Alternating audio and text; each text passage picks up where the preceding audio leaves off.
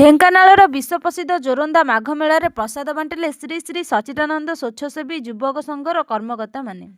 ଢେଙ୍କାନାଳ 30 ଜାନୁଆରୀ 2026 ଶୁକ୍ରବାର ଜିଲ୍ଲାର ବିଶ୍ୱପ୍ରସିଦ୍ଧ ଜୋରନ୍ଦା ମେଳାକୁ ଆସୁଥିବା ଶ୍ରଦ୍ଧାଳୁଙ୍କ ପାଇଁ ଶ୍ରୀ ଶ୍ରୀ ସଚ୍ଚିଦାନନ୍ଦ ସ୍ୱେଚ୍ଛାସେବୀ ଯୁବକ ସଂଘ କେନ୍ଦ୍ରାପଡ଼ା ତରଫରୁ ପ୍ରସାଦ ସେବନ 3 ଦିନ ଧରି ଚାଲୁ ରହିବ।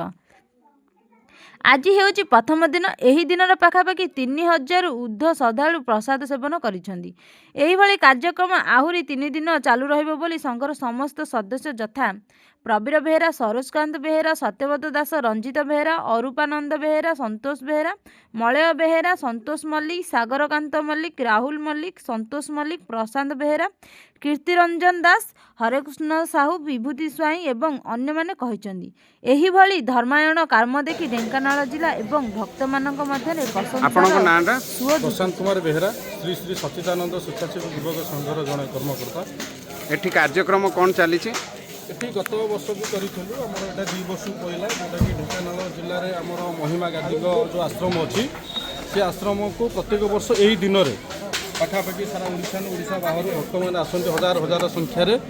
ସେମାନଙ୍କୁ ଆମ ଅନୁଷ୍ଠାନ ତରଫରୁ ବା ସଂଘ ତରଫରୁ 3 ଜାକ ପ୍ରସାଦ ସେବନ ଆମେ କରିକିରି ଭକ୍ତମାନଙ୍କୁ ଦିଆଯାଏ। ଆପଣମାନେ ଆସୁଛନ୍ତି ସୁଦୂର କେନ୍ଦ୍ରାପଡ଼ାରୁ ଆସୁଛନ୍ତି? କେନ୍ଦ୍ରାପଡ଼ା ଜିଲ୍ଲା ପାଟକୁରା ଥାନା ଅନ୍ତର୍ଗତ ଯେଉଁଟା ବଟିରା ଗ୍ରାମର ଶ୍ରୀ ଶ୍ରୀ ସଚ୍ଚିଦାନନ୍ଦ ସ୍ୱେଚ୍ଛାସେବୀ ଯୁବକ ସଂଘ ଖାଲି କେନ୍ଦ୍ରାପଡ଼ା ନୁହେଁ, ସାରା ରାଜ୍ୟରେ ମଧ୍ୟ ପ୍ରତ୍ୟେକ ଧର୍ମୀୟ କାମ ଯେଉଁଟାକି ଆମେ ଘର ପୋଡ଼ି ହେଉ କି ଅସହାୟଙ୍କୁ ସେବା କରିବା, ପଶୁପକ୍ଷୀମାନଙ୍କ ପାଇଁ ସାହାଯ୍ୟ, ବହୁତ ଗୁଡ଼ିଏ କାମ ମଧ୍ୟ ବିଗତ ଦିନରେ କରିଛୁ। ଆଜିକୁ ପାଖାପାଖି 16-17 ବର୍ଷର କାମ ଆମେ କରିକିରି ଆସିଛୁ। ଆପଣଙ୍କର ସେମିତି ବହୁତ ସଂଗଠନ ଅଛନ୍ତି। ଆପଣଙ୍କର ସଂଗଠନର ସବୁବେଳେ ଏଇ ଅନ୍ନପ୍ରସାଦ ନିଆରା ଢଙ୍ଗରେ ବୋଧେ କରାଯାଉଛି। କେଉଁ ଜାଗାରେ ଏମିତି ସେମିତି କେଉଁ ଜାଗାରେ ସବୁ କରାଯାଉଛି? ଆଉ ଏଇଭଳିଆ ଦେଖିବାକୁ ଗଲେ ସବୁ ଅନୁଷ୍ଠାନ ସବୁ ସଂଗଠନ ବହୁତ ଭଲ, ଆମେ କିନ୍ତୁ ତାଙ୍କ ଅପେକ୍ଷା ଟିକେ ନିଆରା। ଆମେ କେବଳ ନିଜ ଖର୍ଚ୍ଚରେ ବା ନିଜ ପକେଟ ଖର୍ଚ୍ଚରେ ପ୍ରତ୍ୟେକ ବର୍ଷ ଯେମିତି ଏଇ ଦିନରେ ଏଇ ମହିମା ଗାନ୍ଧୀ ପାଖରେ ଯେମିତି କରୁଛୁ, ବଳଦେବଜୀ କେନ୍ଦ୍ରାପଡ଼ାଙ୍କ ପାଖରେ କରାଉ, ଅଲଗା ବହୁତ ଗୁଡ଼ିଏ କାମ କରିଛୁ, ବହୁତ ଗୁଡ଼ିଏ ସେବା ମଧ୍ୟ କରିଛୁ ଅନୁଷ୍ଠାନ ତରଫରୁ।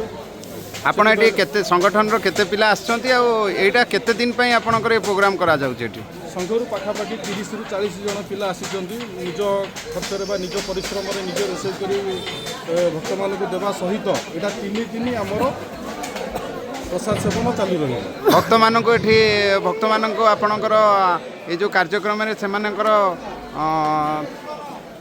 ଚେଷ୍ଟା କ'ଣ, ଆପଣମାନଙ୍କୁ କ'ଣ କେମିତି ଲାଗୁଛି? ସେମାନେ କ'ଣ କହୁଛନ୍ତି? ଆମେ କିଛି କରିପାରିବାନି। ଭକ୍ତମାନଙ୍କ ସହଯୋଗ ବା ଭକ୍ତମାନଙ୍କ ଆଶୀର୍ବାଦରେ ଆଜି ସଚ୍ଚିଦାନନ୍ଦ ସ୍ୱେଚ୍ଛାସେବୀ ଯୁବକ ସଂଘ ଯେମିତି ଆଗକୁ ଗ୍ରୋଥ କରେ ସେଇଟା କରିକରି ଚାଲିଛି।